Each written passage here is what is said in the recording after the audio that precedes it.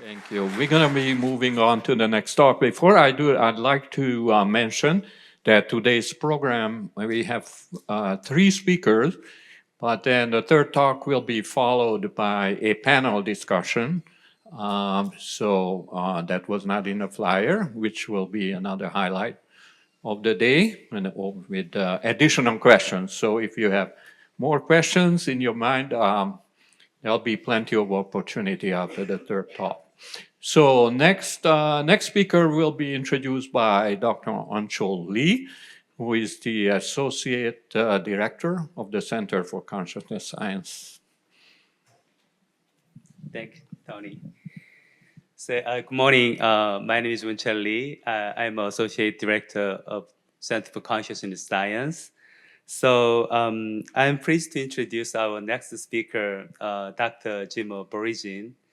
Dr. Borjigin is Associate Professor in the Department of Molecular Integrative Physiology and Department of Neurology, University of Michigan. And she is a world-renowned expert in the field of near-death experience. And in 2013, Dr. Borjigin and the research found that there is electrical surge in the dying animal brain. This was the first empirical evidence of near-death experiences. This year, the recent studies, her research team confirmed that finding with human coma patients. So this finding has been covered by many TV news programs, newspapers, and documentaries worldwide as experimental evidence of near-death experiences. So today, Dr. Borjigin will be speaking to us about neurocorrelated of covert consciousness in dying brain. Please join me in welcoming Dr. Borjigin to the podium.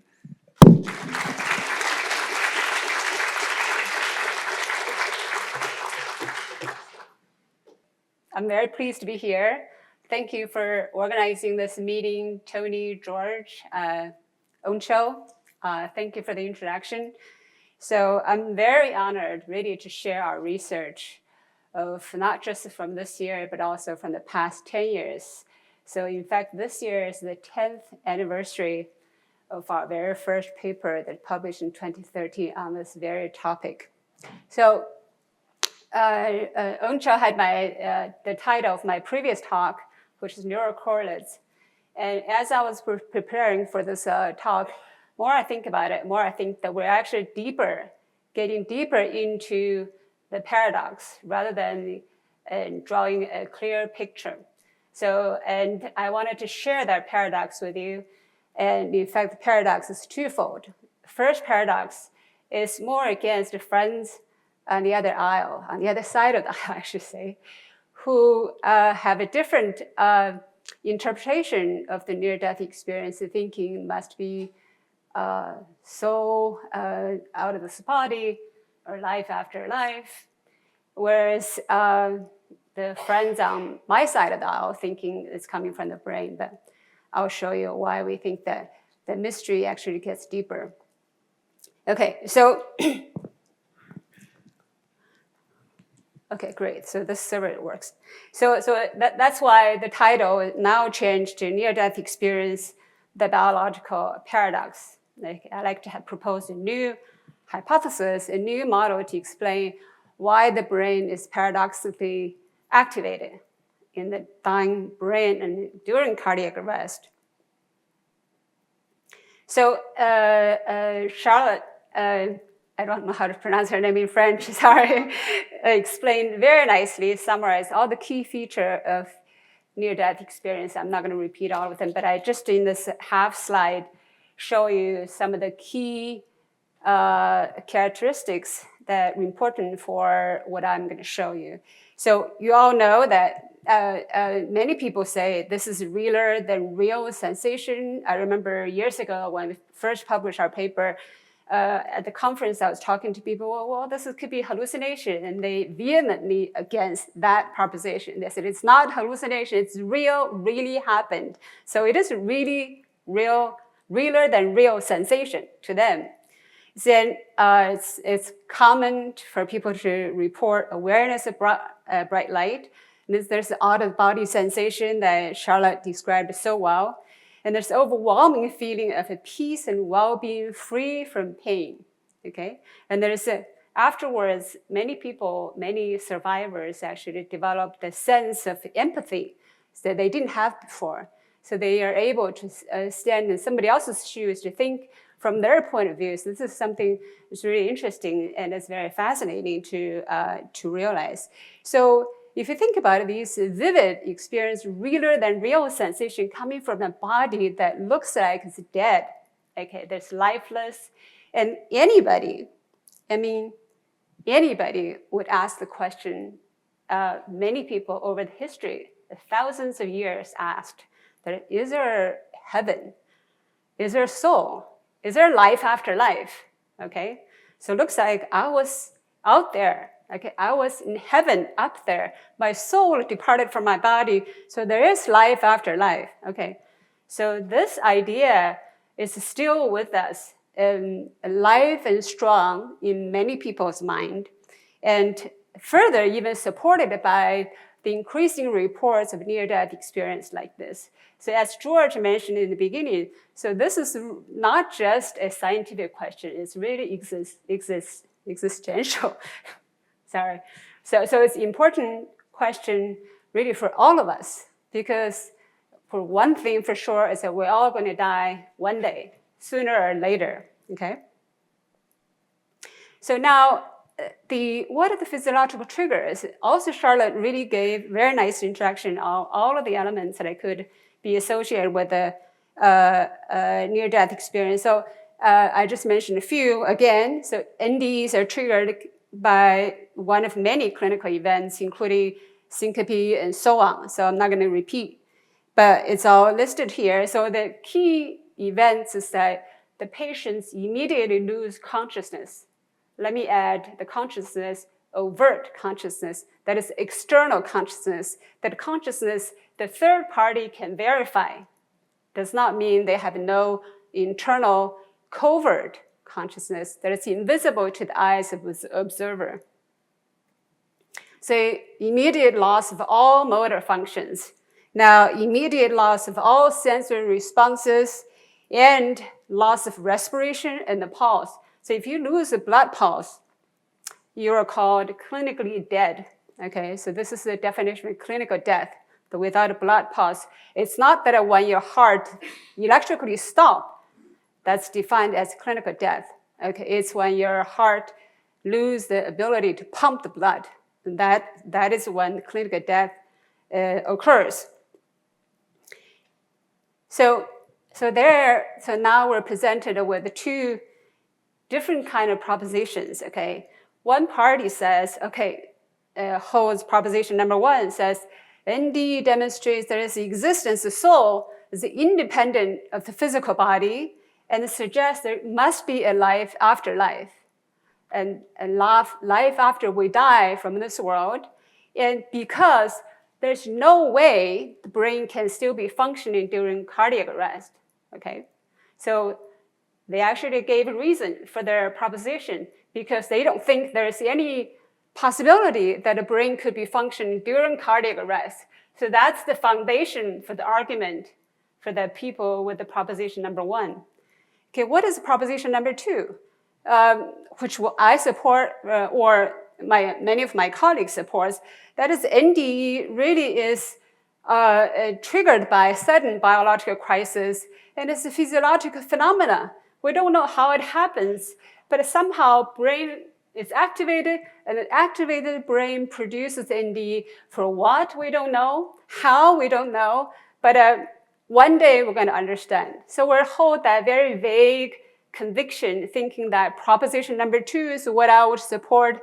But I like to propose a new model today to help you understand how you would support, whether you should support proposition number one and proposition number two.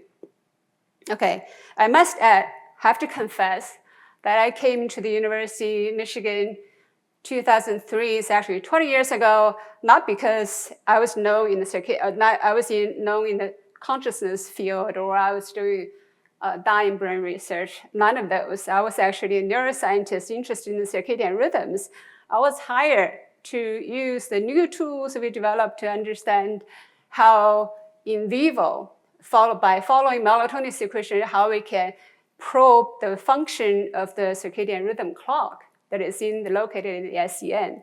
So my lab's well known to be able to, this is really due to the skilled technician, Dr. Tiesheng Liu, was able to surgically insert a teeny tiny microdialysis tubing through the pineal gland, which is 2 millimeter diameter of the rat, and the rest of the brain horizontally, and then monitor melatonin and serotonin secretion continuously, chronically, every 10 minutes for days and weeks. So this is very unique to our lab, and all thanks to Tiesheng's great skills.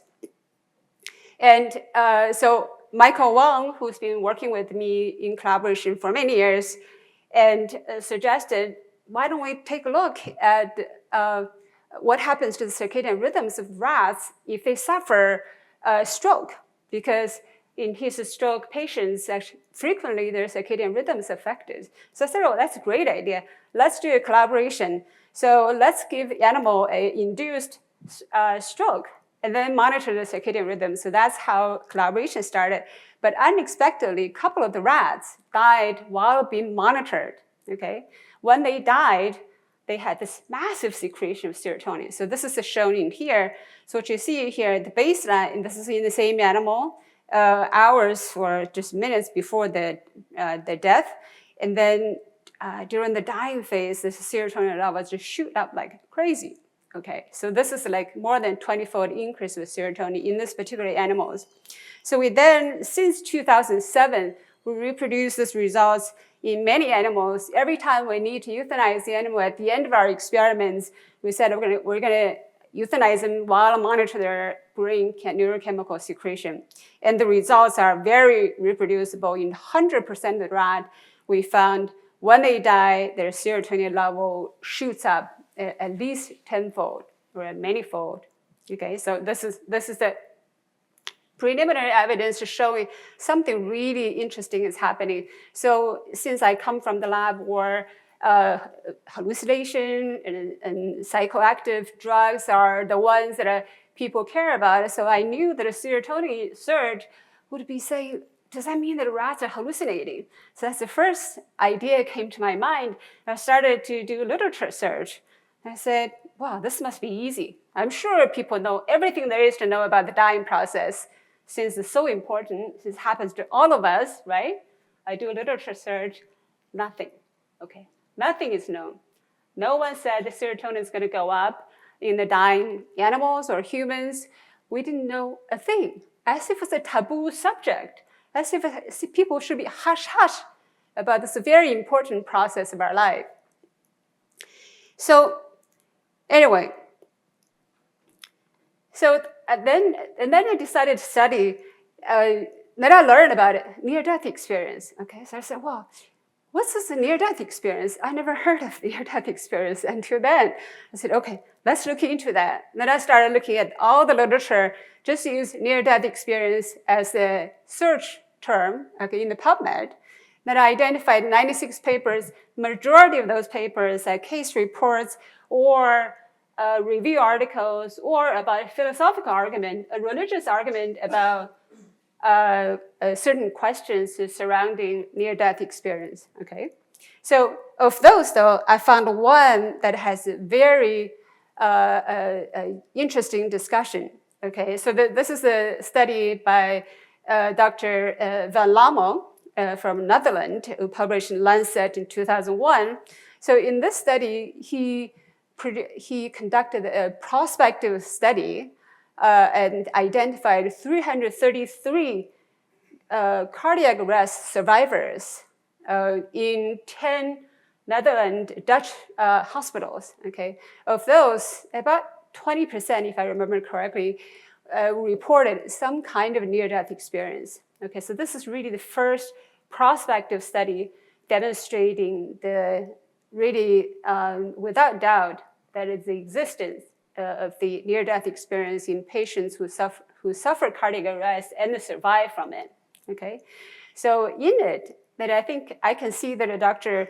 Vallamo's very careful, thorough research and went beyond his specialty. Actually, start looking at possible reasons in the brain activities in these patients, and looked at evidence that this could be coming from the brain. So in the discussion, this is everything I'm quoting from his discussion. He mentioned a study that Seibam, this is Michael Seibam, who is a cardiologist, wrote a book about the case of Pen Vallamo. You can easily get this one from Amazon. But this extraordinary case is actually now in the BBC documentary in the 90s. So this happened about a long time ago. Okay, so this is a woman who suffered cardiac arrest on the surgery table. Okay, after her blood was drawn from the brain in the surgery procedure, so-called standstill procedure. And supposedly, according to Dr. Seibam, her EEG was fully flat, like totally flat, okay? And that flat, the words flat was mentioned twice for that. In fact, to find out whether that's really true, I bought the book. I read head to toe. From the first page to the end, I found zero evidence.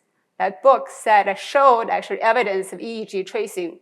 Okay, there's no evidence. Maybe it's verbally conveyed to Dr. Vallamo, I don't know. Then I started doing Google search to see I can find accidentally some kind of EEG tracing to show that the EEG is truly fully flat. I couldn't find that. And in the same discussion, Dr. Vallamo continued to say that, okay, clearly since the brain no longer functions during the period of clinical death, and since the EEG is flat, how can there be a clear consciousness? Okay, so that's his argument, and he's questioning. He did not say, I support the existence of the soul or existence of life after life.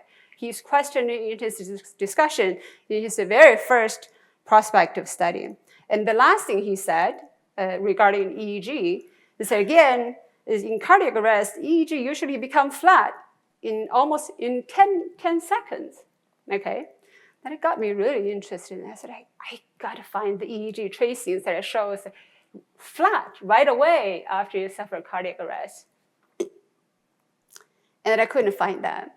And in the meantime, Dr. George Mashur, while I was wondering all about these things, joined the faculty of University of Michigan, gave a talk to the seminar series that I founded called Biological Rhythms and Sleep. And he mentioned that he wants to study the consciousness in rat using EEG. And he hired a new postdoctoral fellow, Ong-Chao Lee, in his lab who's skilled with EEG signal processing. I was thinking, what? The consciousness in rat? You can't even talk to rats. Okay, how do you know they're conscious? I just remember that question. But I said, wow, EEG, that's cool. I was looking for somebody who can do EEG. And I remember I approached George one day in the hallway between the MedSci 1 and the MedSci 2, started having this lengthy discussion, said, can we work together? I need help with the EEG, not only EEG data acquisition, EEG data analysis. Okay, I have this idea. We can do EEG. We can figure out to see whether the EEG is truly flat if you stop the heart. So that was the beginning of our beautiful collaboration, which lasted more than 10 years now. That I'm really glad George joined us in 2007. I'm sorry, wrong direction. Okay, so here again, Ong-Chao Lee is the one who conducted all of the computational data analysis, and the surgery was conducted with help from Dinesh Paul, another faculty in the George Mashur's group. So the study was published in 2013, and it's a very simple study. We only used 9 rats, okay? I confess they were healthy 9 rats. It's a shame that we have to kill them, conduct the study. We were criticized by numerous readers for sacrificing life of 9 rats. And I was just too ashamed to tell them that in order to harvest the pineal gland from 500 rats, we had to kill thousands. Anyway, so So that study, published in 2013, really unexpectedly stirred up so much emotions and got widely covered by the media. And then people thought, wow, this is the first evidence actually brain is active during cardiac arrest. But then again, wait, okay? So let's look at the evidence. So this is actually the first figure of the paper. And it shows raw EEG tracing. There's not computationally analyzed. It's just a raw tracing, from the vendor's software. You can just see that what happens under the baseline is normal. There are ups and downs of EEG tracings when the animal's moving around during anesthesia, which is induced by ketamine and xylazine, is different patterns. But then if you induce cardiac arrest, yeah, sure enough, looks like it's completely flat over here. Yeah, why don't I just conclude it's a flat, okay? Then I said, wait, let's zoom in to see what happens. So it zoomed in horizontally, so now we're looking at 40 seconds instead of hours. And then we zoomed in vertically, okay? Now we're looking at, instead of each tick, 600 microvolts, we're looking at 300 microvolts. But anyway, so if you look at, when you zoom in, what you see is that during baseline anesthetic state, animals, the EEG signals are very random. There's no unified theme. You can't tell what's going on. Doesn't look like the brain has coherent activity, at least during this 300 millisecond period. As soon as cardiac arrest happens in CAS1, which is this little gray zones right here, right before the black dashed line, you can see the high frequency activities. If you pay careful attention, now begin to show up in all of the electrode. And then in CAS2, cardiac arrest state 2, it's indicated right here. You can see now not only the high frequency, not the lower frequency envelope is actually developing together mixed with the high frequency signal. Now, when the CAS3, cardiac arrest state 3, the animal is in pure gamma state. Okay, this is really astonishing that all of the entire brain is in synchrony for gamma. Okay, so what I wanted to just if there's any students in the audience, is I want to know the importance of paying attention to the y-axis scales. So the first one is 600 microvolts, second one is 300 microvolts. Then we have to expand 12-fold to 50 microvolts in order to see these synchronies, okay? Clearly, when it's truly flatlined, which is 40 seconds later, then there's no activities we could tell. Okay, so the other thing that people ignored in many of the reports of this study is that the cardiac arrest is super artificial. No humans on Earth would die from this model of cardiac arrest and survive to tell the tale, because this is induced by intracardiac injection of potassium chloride directly into the heart during anesthesia. Okay, so you stop the heart literally instantaneously within maybe 2 or 3 seconds, even though the brain is like, whoa, what happened? Okay, the brain is still lasting for 3 seconds over here. Okay, and then got it. The heart is not pumping the blood, not bringing me the oxygen. Now it's becoming severely suppressed, and so on. It becomes synchronized in gamma activity. So this is like, oh, this is really interesting. But then people criticize it because this really doesn't simulate the humans who suffer natural cardiac arrest. Okay, because they're not injected into the heart by potassium chloride. So we needed to find a model that's closer to how humans die. Okay, most humans die. Okay, so then next question we asked is, what happens to the brain during asphyxial cardiac arrest? Asphyxia, so you can't breathe. Okay, whether through choking, or you're swimming, you drown. Okay, or you have a pulmonary disease, your lung is not functioning, you can't breathe. In all of these cases, it becomes hypoxic. Okay, therefore suffer cardiac arrest. Okay, so that's the way the study is conducted. Will be shown a little bit later, but so this is published 2015, 2 years later from the first study.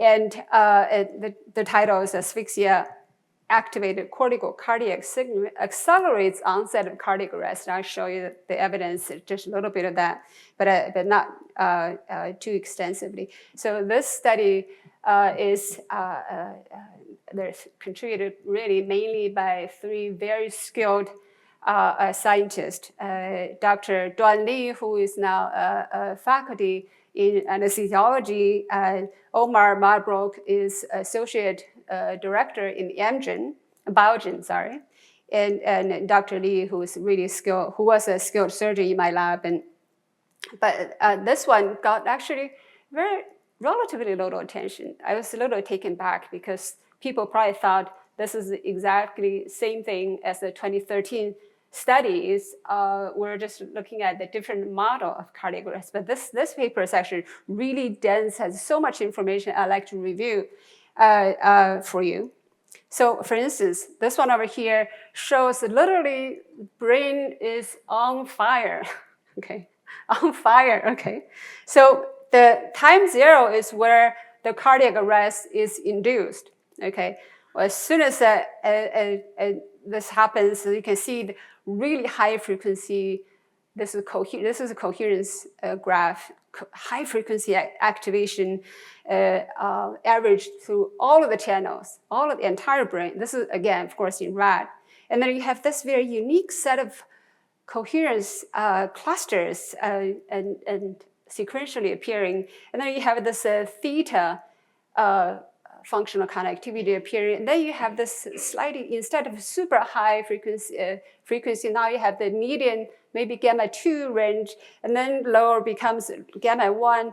And then you have this very persistent, long, almost like monophasic mode of activity.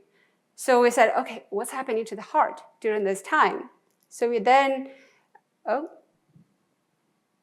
it's interesting. How come it's not showing here? Oh, over here. So this is EKG tracing on top of the coherence graph. It's nice, it's there, but it doesn't really provide much of the information. Okay, so you can't really tell the details about heart rate, about cardiac arrhythmias, about what's happening in the heart. Okay, morphology of the EKGs. So we then decided, so this really desire to align these two signals, EKG, heart signals and brain signals together, forced us to invent a new technology that is converting 2-dimensional EKG signals into 3-dimensional heat map. Since this is so important for our human studies, I wanted to take a couple of minutes to describe this technology to you. So basically, this technology is called electrocardial matrix. Okay, we call it ECM. So the construction of that begins from a EKG strip that has a long stretch signals. Okay, so each of them begins with the P waves indicated here, and then follows by Q, R, S, and then ends with the T waves here. So each heartbeat is characterized by these 3 major waves, and over here we're only documenting 5 consecutive heartbeats. Okay, so what the ECM does is to segment this long signals into very short fragments of identical size. So you can see that. So now you cut them into short pieces containing at least 2 consecutive heartbeats, and then you color code them according to the amplitude of the EKG signals. So the warmer color indicate high voltage, cooler color indicating low voltage. And then the next thing is important. You rotate the picture 90 degrees so that now, instead of looking at the tree from the side on the ground, you're flying helicopter looking at the trees from the top, from the sky, okay, downward. So this is what we're doing. So now we can rearrange them to the side. Now in this converted graph, and now the first heartbeat is in the, it's below here, and the second heartbeat is here, so it's vertically aligned, okay? So we do the same thing for this. So for the second one, again, it's identical size, begins from the same time distance from the first R peaks. Then you align them together, and then you see convert them 90 degrees, and then rotate them another 90 degrees. Now you have a 2 and a 3, and the next one do the same thing, okay? And then you get something like that. So the bottom row, it starts with beat number 1, 2, 3. Top one be 2, 3, 4. And then what you do is you can let the algorithm go continuously. Then you get a visual display of cardiac signals in real time. You can conduct this in real time, real conversion. And what's nice about this is that now the R peak is organized horizontally, okay, in this warm line right here. The warmest color is the R peak. Then you can see the P waves below that, and then the T waves above that. So now you can see every single heartbeat, no matter how long the signal is. Okay, then you can align them together with the brain signals. And in addition to the morphology of each heartbeat, you can also look at R interval, which is normally in the EKG strips looked at horizontally. Now you can look at it vertically. So you have one glance view of what the heart rate is for any particular time. In this particular case, it's human data, but you can easily do this for any animals you monitor. So this study is, of course, contributed in a major way by Dr. Duan Li, who wrote the code, who helped us to push this project forward. So we use this technology in the 2015 PNAS paper to align the cardiac signals now with the EEG coherence data. So now in the baseline, what you see is that now this time, instead of just grabbing 2 heartbeats, we're grabbing about 8 or 9 heartbeats vertically.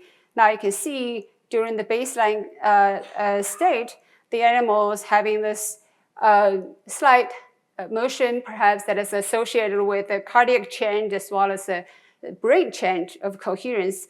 And then if you follow the signals toward the end, then you see side by side what's happening to the heart and what's happening to the brain. So you can see there's a systematic process that dying takes place, okay?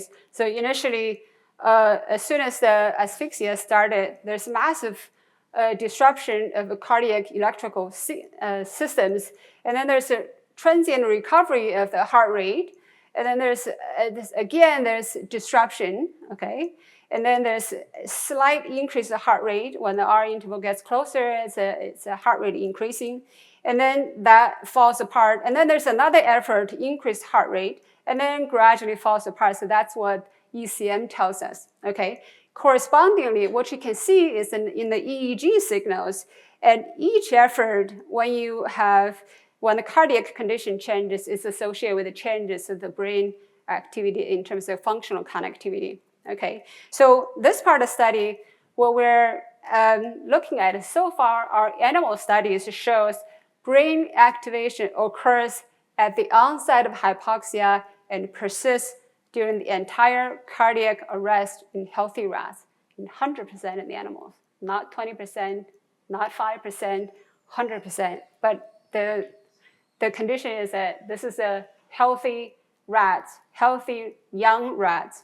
Okay, now we could ask the question, but clearly this is unethical to conduct similar kind of studies in healthy human volunteers. But I have to tell you, since our publication 2015 studies, people emailed me from around the world to say, I want to be the volunteer.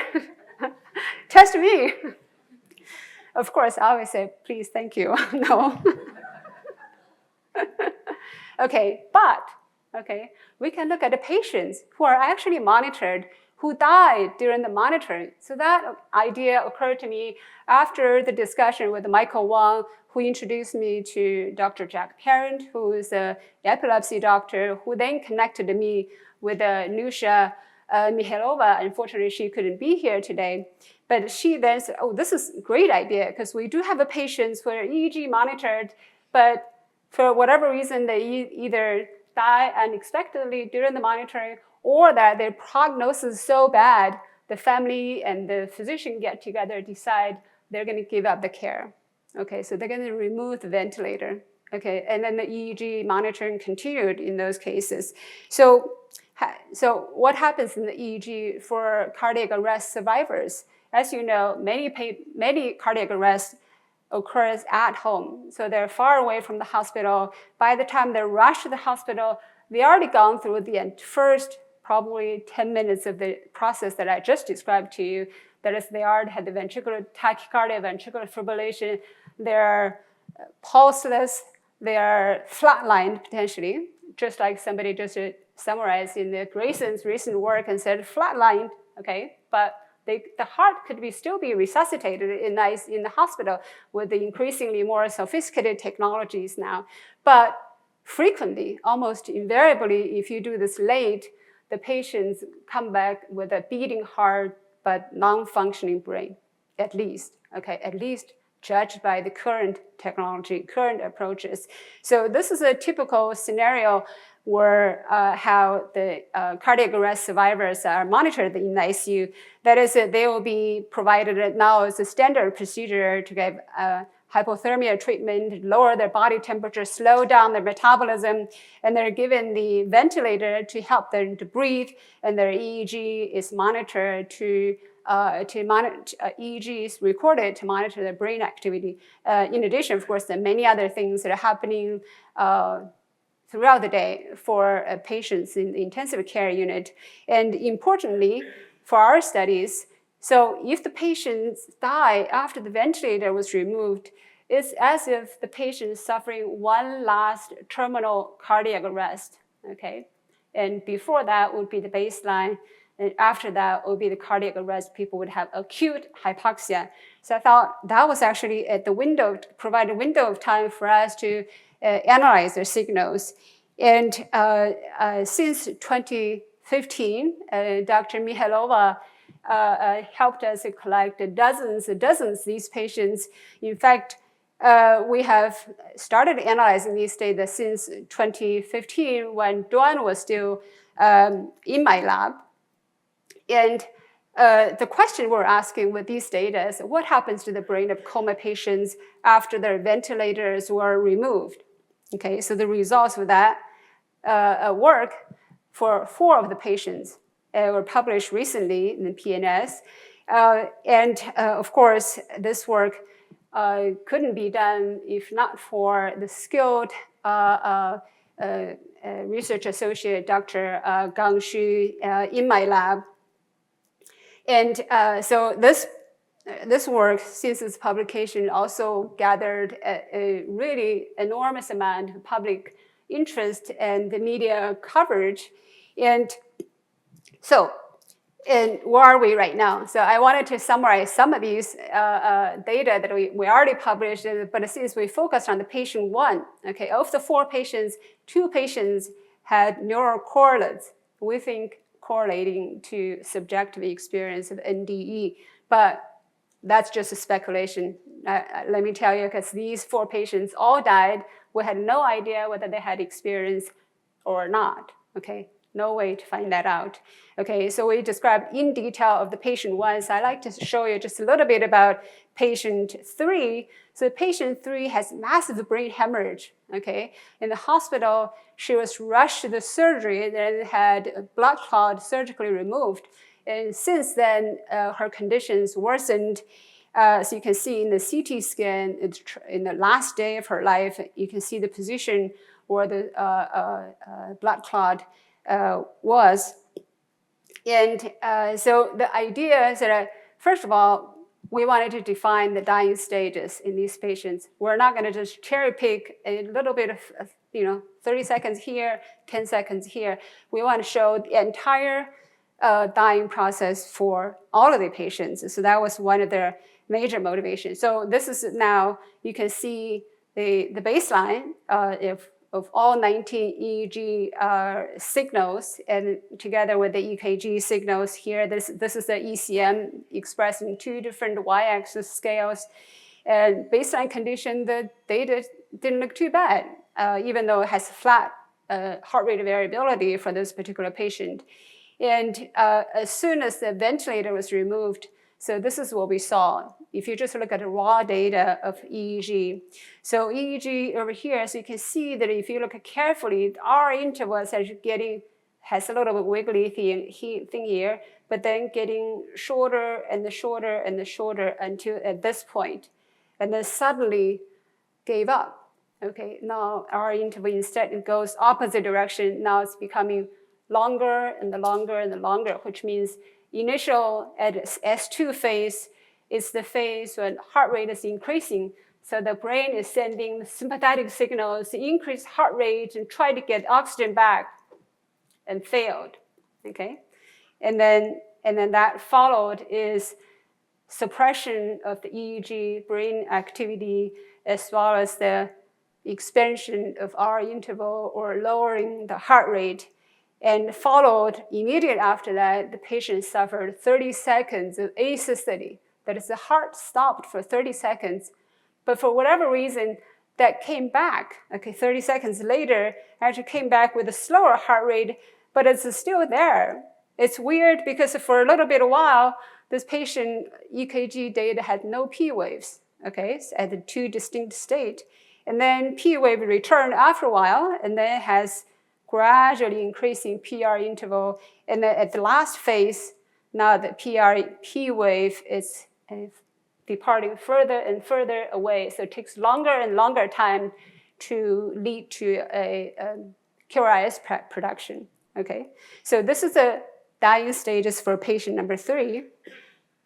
Okay, so and then we looked at I don't have time to show you all of the data, but it's really in the publication that if you have a question, just call me. But for the patient 3, so this one over here shows the connectivity in the right TPJ, temporal parietal junction, after the ventilator removed. Again, in the right parietal lobe, this is EEG raw signal, and then the EEG power of this particular electrode and the functional connectivity here. This is directed connectivity, all monitored during baseline, as well as after the ventilator was removed. So after the ventilator was removed, you can see there's a quite marked increase of functional connectivity over here, mainly in the high frequency range, and intensified when the heart rate is really, you can sort of imagine the brain is doing the last ditch effort, try to get oxygen back, and then that's it, and failed. Over here, now the R interval started to expand right here, but the brain still continued for a little bit longer right here in S3 and S4, and now the functional connectivity, power, and the directed functional connectivity all become not detectable for this patient. Okay, so what happens if you do the same kind of data display for the patient number 1? So this is patient number 1 in the baseline conditions. And then if you look at the data after the cardiac arrest, after the ventilator was removed, what you see is, again, this very intense, persistent, for this particular patient, is actually persisting for much longer time and at high gamma frequency. Okay, so if you look at data in a slightly different view, organized it, already published data slightly differently, you appreciate how this TPO junction is truly a posterior hot zone. This is the cluster, the hottest cluster in the entire brain. So because this square summarizes every single possible combination of functional connectivity. Okay, you can see over here it's literally blazingly hot.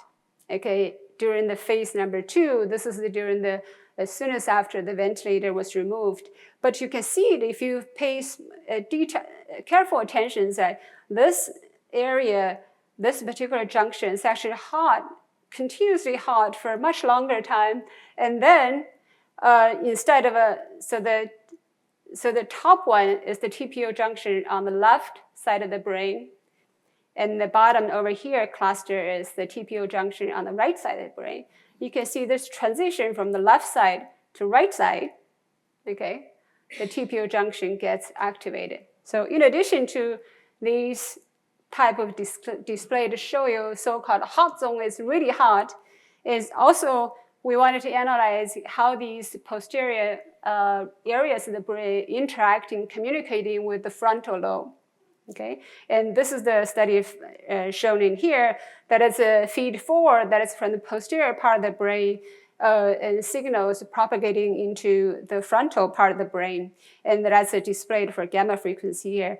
And what's interesting here is that this is always it's across the midline. Okay, this is so it's not staying, the interaction is not staying in the same hemisphere. So there are some discussions in our paper that we could go into later. So to summarize this part of the talk is that now we show cortical gamma activation occurs at the onset of hypoxia and persists during cardiac arrest in ICU patients too, not just in humans, but in this case, in ICU patients, we only observed that in 2 of the 4 patients. And then I'll tell you why, my guess, later. Okay, so now the question that a lot of people are interested in asking is, can we account for the subjective experience reported by the survivors of cardiac arrest, so-called NDE, by these gamma activities? I say it's too early to tell, but I can make a guess. Okay, so first of all, the survivors report overwhelming feeling of peace and well-being and free from pain. Does our data support that in that publication at least?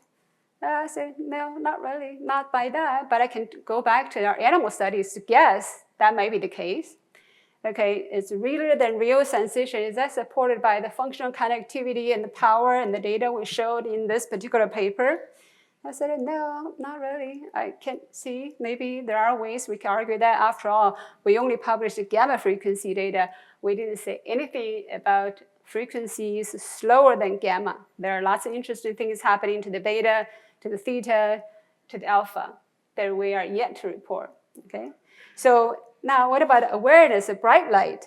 Okay, so that I might be able to say something because we saw a marked activation of TPO junction that includes visual cortex. If you stimulate the visual cortex in blind individuals, the person might report seeing something, quote unquote, seeing something. So that may actually be supportive if this patient survived this cardiac arrest and say, I remember seeing something. So this TPO junction activation would potentially support that. So now what about out-of-body sensations? Charlotte really summarized very nicely about how out-of-body sensations can be induced by stimulation of TPJ, the temporal parietal junction. In fact, our data strongly support that the fact that these patients, if they survived, they would report out-of-body experience because their TPJ is super hot, okay, strongly activated. Now, what about increased empathy for others? Okay, this is not, of course, that immediately reported by the cardiac arrest when they wake up from the cardiac arrest when they survive it, but in over a long period of time, these patients report increased empathy. They're able to appreciate other people's position well, and studies suggest the right TPJ, right temporal parietal junction, is responsible for the empathy, for the ability to think in third person's point of view.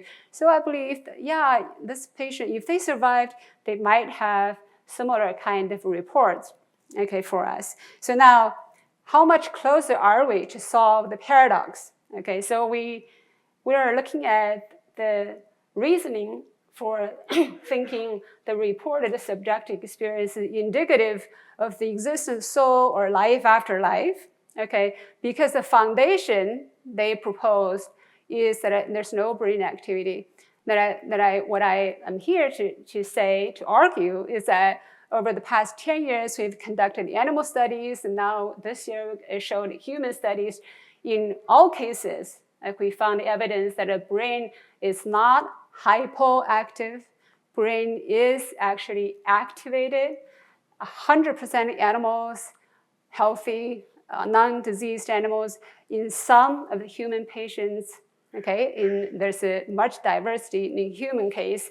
So I would say that too bad, I'm sorry. The people with the proposition number 1, they have to go back, come up with the better reasons. So round 1, I think we win, okay?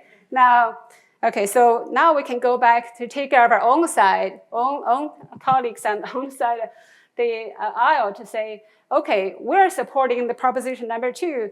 Let's see what's the evidence. Okay, so we're saying, okay, NDE is stimulated by a sudden biological crisis, and that suggests the brain somehow must be activated. We show the brain is activated, but how? Okay, so I have to say my colleagues on the other side of the aisle actually had a stronger visual evidence that if you look at somebody suffering cardiac arrest like this individual on the ground, there's no sign of life whatsoever.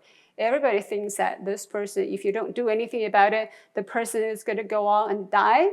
Okay, and the consensus among the medical community, among the scientific community is that if you don't do something to restart the heart, the brain is going to be the first to suffer. Brain is the blameless victim of this entire ordeal. Okay, brain needs to be saved. Okay, we need to start hard in order to save the brain. Brain is a blameless, weak, non-functioning. Got to save the brain. That's the whole consensus in the field. That's how the entire medical community is driven by that goal in terms of resuscitating the heart as fast as possible. Okay, so then if we're shown the brain is activated, really in these cardiac arrest patients, even though they look like lifeless, on the ground, we say the brain is really activated, then probably all physicians would laugh at me and say, what do you mean? I don't see brain is activated. They look like they're dead, okay? Okay, so why do you think the brain is activated? So here we need to have a leap of faith, and I want you to follow this logic with me. I'm going to propose a new theory. It's called a brain emergency alert response system. Okay, imagine if you're head of a household. Okay, the sole breadwinner. Okay, you have a large budget, large expense for your entire family. Large family has a very demanding need, and suddenly tomorrow the stock market crashes, the company bankrupted, you are fired. You have no way to bring in any more money to support your large family. What do? Okay, if their brain is still functioning, what would you do under such circumstances? Okay, if I were you, if I were such a person, I would go back to my Excel sheet or on a piece of paper, say write down my priority. How is my budget? How do I normally spend all my money? So okay, here's a $70 tuition for Harvard. Here's like expensive trip to the Caribbean. Here's a weekly nice meal in the Pacific Rim, so all of that money. Then I listed it out loud. I say, okay, what is discretionary? What is essential? Okay, so of course, your goal is to survive, okay, in such a difficult circumstances. Then you have to say, okay, I'm going to list this. The goal is survival. I have to have enough money to buy food. Imagine your brain has such a backup system in emergency, like when the oxygen is not coming. It's like when no money is coming. Oxygen is currency for the brain to function. So I propose the existence of a brain emergency alert response system that I named BEARS. Okay, so in thinking about a brain function, what's discretionary? Okay, then I would say function that you're not performing every second of your day. Okay, what are the functions you're not performing every second of the day? Motor functions, walking, standing, speaking, singing, anything, eye movement, you can think of it conducted by your voluntary muscles. Or sensory functions, vision, hearing, taste, pain, touch, smell, you name it. Okay, I'm sure this is a very incomplete list for these discretionary function of the brain, discretionary use of oxygen. that you don't have to survive. Now, what are the essential functions? Any function performed constantly during one's daily life. What do they include? Breathing. You need a breathing to survive. You need heart rate control. You need heart to survive. You need blood pressure maintenance, and you need other essential autonomic functions that I don't have room to list here. Now, if the oxygen is suddenly not coming, they look at this list, and the brain is already built up this list. The first thing to do is to stop all discretionary expenditure of oxygen. What does that mean? Okay, so that starts, so the response system uses a three-tiered, the color-coded alert system. The first tier is orange, code orange. Okay, what is code orange? That is immediately suspend all discretionary use of oxygen. That is to stop all your voluntary muscle activity, stop all your sensory functions. You cut off with the external world. Now you have to deal with their family, business in a serious manner. So that's code orange. Do people survive from this? Plenty. You know, a lot of people who suffer syncope, they survive. They wake up in a few minutes or like maybe an hour or so, and they may not even need medical assistance. What about the code red?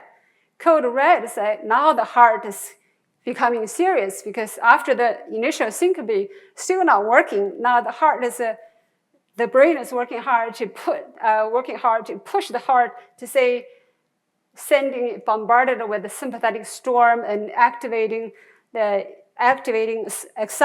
heart rate.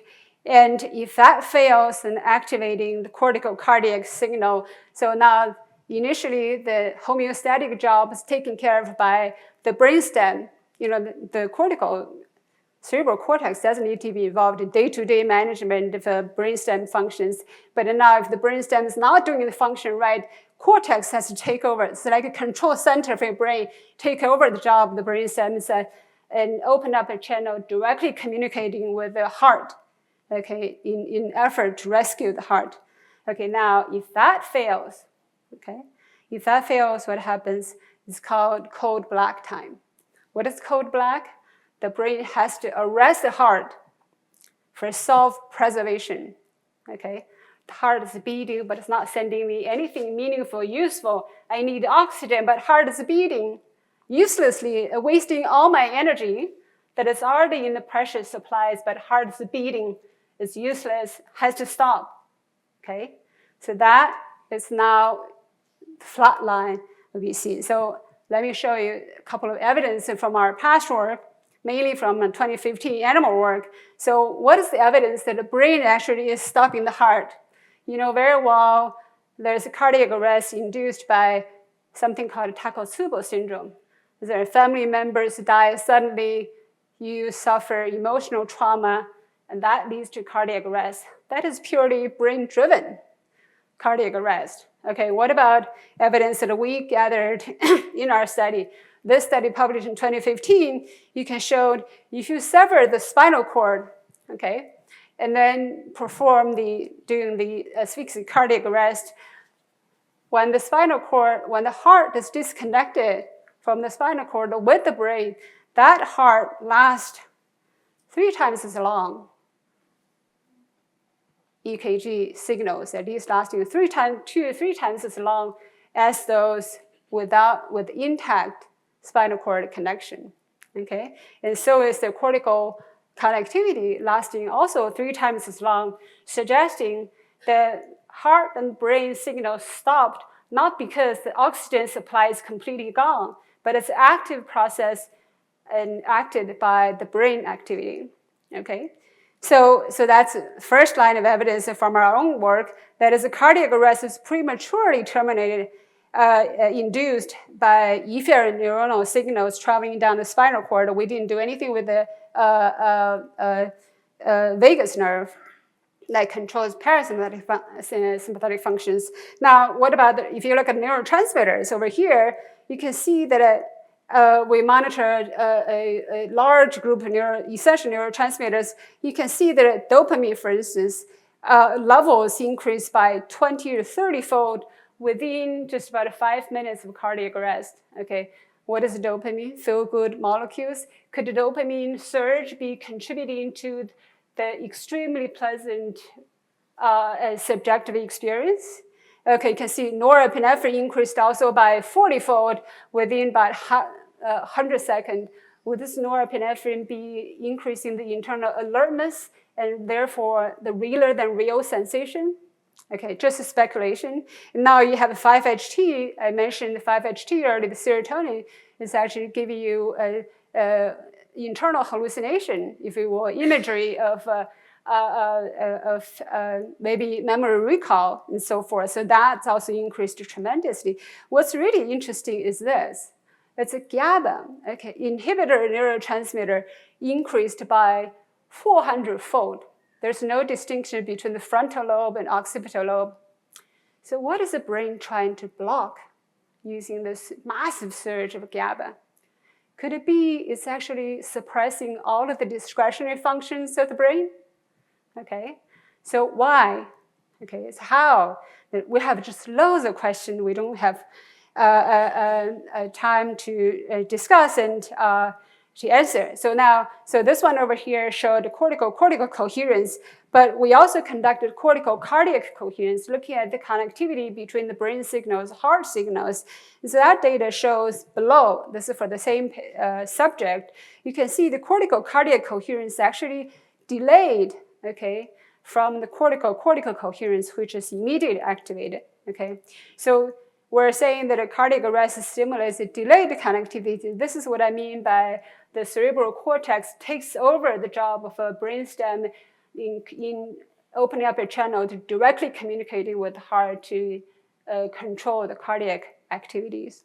Okay, so this is part of the evidence that so if you look at this particular process, I would say the code orange is the first 60 seconds happen. This is where, if imagining this is the data coming from a healthy dying human patients, this period will be the code orange when subject may have syncope, okay, could recover from that easily without medical help. And what about the next phase? Okay, next phase is the phase I call it code red. Code red is when and the brain now takes over the job of communicating with the heart and really bombarded with the sympathetic storm. Okay, this is literally a brain storm happening in the brain in effort for survival. So now, and they both reached flatline. At the end of this, now it enters the cold black state for self-preservation. I mentioned earlier in Grayson's book, I mentioned, it's a flatline, but that person eventually survived. So if they're truly irreversibly dead, that person couldn't have come back. So now we're looking at more neurotransmitters that are summarized in this over here. Nice thing is we have a whole 20 minutes of recording here. And then you can see, if you look at where code black would encompass over here, see, until then, all of these neurotransmitters goes almost like linear increase, okay? But you can see the dopamine and the norepinephrine over here, and starts to decline at the peak at the time when the heart literally just stopped beating, okay? But you can see that dopamine level is starting to decline. Serotonin levels starts to decline, norepinephrine levels starting to decline, yet GABA continued to increase for another 5 minutes, okay? So what is GABA doing? So what is adenosine continue to be around like that? What are they doing? They're just putting you to sleep, and so they're trying to make sure you can hunker down to bear it and perhaps to hibernate? Okay, we don't know. This is purely speculation. Now, so what's the record of a human? How long can they survive cardiac arrest after they go through this initial both orange, red, and black stages of crisis? Okay, so this is I got this from Guinness World Record, and a guy called Roberto, actually 2017, survived after cardiac arrest while climbing mountains. And 8 hours later, he was found, was able to resuscitate it back to life. But one important caveat to note is that temperature at the time is very, very low. And the second case, which is very famous and is all over the news, is Audrey from Europe. And she recovered fully in 2019 after 6 hours of cardiac arrest, again hiking in Spain and caught in the storm that it has extremely low temperature. And her body temperature dropped to 18 degrees Celsius when she was found by the medical team.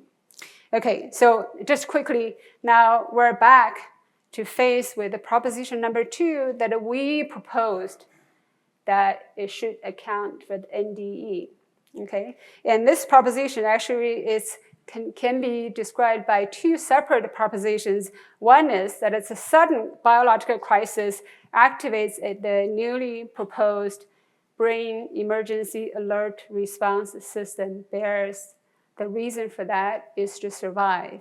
Okay, now so this is activating the brain. So, and the second proposition, now I'm going to put myself in the even deeper ditch here to say NDE is a part of BEARS.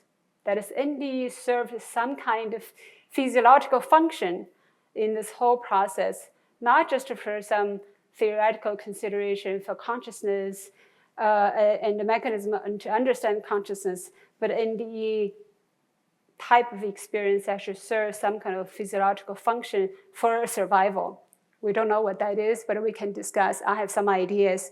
So now, just to acknowledge the people who are involved in this work from my lab, very talented graduate student Fang Yun, technician Tie Cheng, and the postdoc fellow Duan Li, and Gang Xu, who is the first author of the recent PNAS paper, is a super talented, extremely skilled at analyzing the electrical signals. I look forward to many years working with him. And then key collaborators of these long lists, actually there are many other patients and many other collaborators' names are not here, but I'm just listing the people who are involved in the work that I just presented today. Dr. Mihailova Nisha, she's not here, but our collaboration continues. And of course, we couldn't have done this work without strong support from our department, considering all the past 10 years, I brought zero NIH dollars indirect cost to the department. And despite that, department supported my effort to this day, and which is a super advantage of getting tenured. Okay, last acknowledgements to thank. Truly, I'm very thankful for survivors who shared the NDEs. Many people very shy away, telling experiences. It looks very supernatural, very out of this world, and I'm very thankful for them to have that stories out there. Also, really, I'm thankful to ND researchers, including Tim Vellamo, including Sam Parnia, including Bruce Grayson. I feel like competition ideas really healthy things. You need somebody to tell you a different ideas that you did not think of. So keep yourself on the toe so you can think clearly and come up with a reasonable hypothesis, and so we can go many rounds. So I think in that sense, I'm really thankful for them. And now, time for questions. Thank you.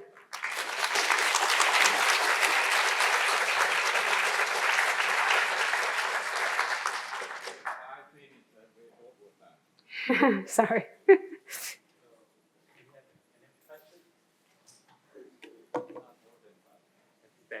Thanks. Oh, yeah. It was a really inspiring talk. And especially I love to see such a rare and valuable data. Thanks again. And I think we have just a couple of questions. Thank you. I love how you piece things apart.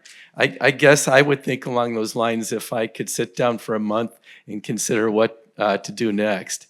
I was fascinated by the cardio-cortical synchronization. And I'm wondering about the interpretation of it, whether it's like a simple kind of synchronization or a complex. And let me provide two situations. Yep. In a simple situation, I'm holding my breath, say for 10 minutes. And during that time, my brain is being stimulated, activating. It's thinking, live, live, breathe, breathe. And it's a monolithic kind of thinking aimed at just staying alive. In situation number 2, I'm a monk meditating. And there's also stimulation in my brain, and it's an openness to what's happening. There's a complex awareness. Both represent activation of the brain, but the interpretation of what's happening is that in one situation, it's a monolithic kind of activation, and the other, it's a complex, it's an activation with a complexity to it.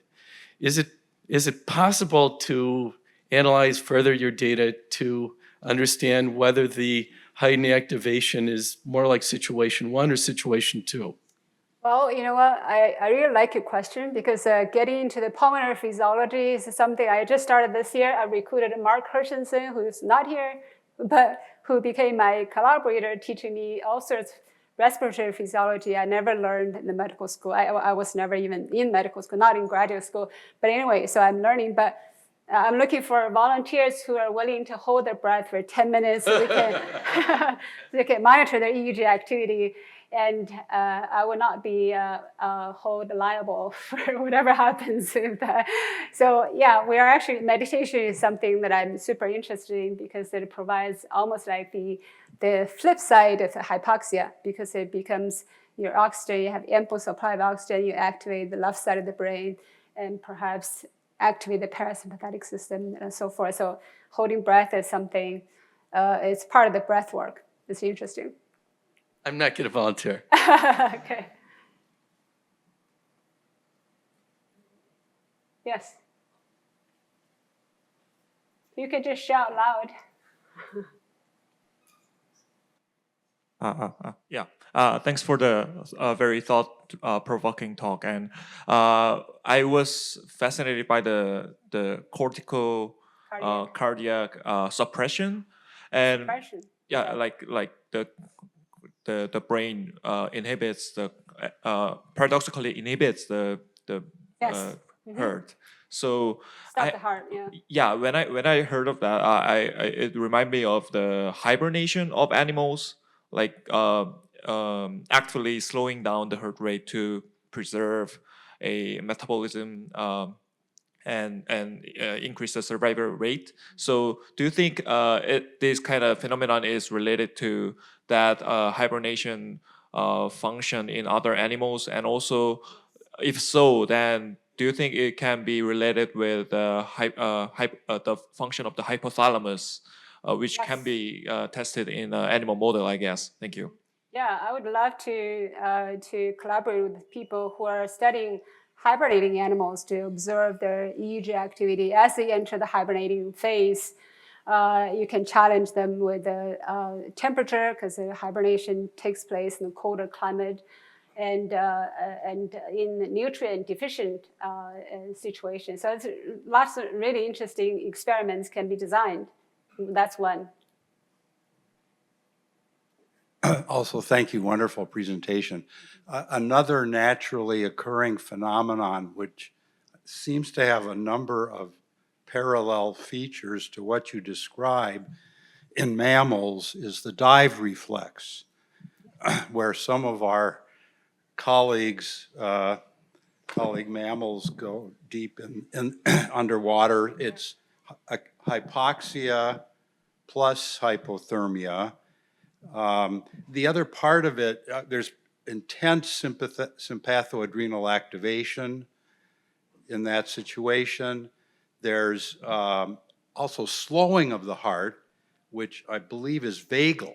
And that part of the outflow, of course, is not activation, it's deactivation through the vagus. So I'm wondering if you've had a thought about maybe studying diving, the dive reflex with the brain. I don't know if anybody's done that. Yeah, I can imagine having somebody on EEG of 64 channels and, dive into water.